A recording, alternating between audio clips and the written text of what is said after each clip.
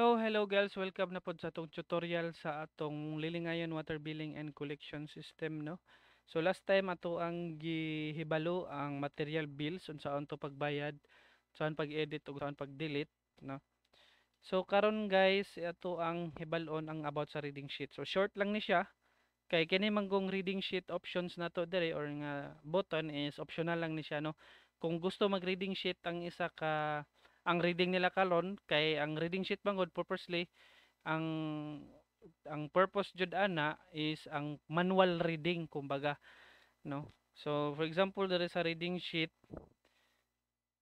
press ang purok, purok dayon ang kanon sa readingon. For example readingon siya adtong gi-reading siya adtong pitsa 28, ano, tawag na to pitsa 30, then mag-due date siya og pitsa 10 sa July. So purok uno, pag print na to ana, okay, latalatan lang print. So ingani ang mogawas sa ilahang reading sheet. Mo ni reading sheet sa purok uno. Lahi na po dayon sa purok dos, iya lahi-lahi una ni mag-print.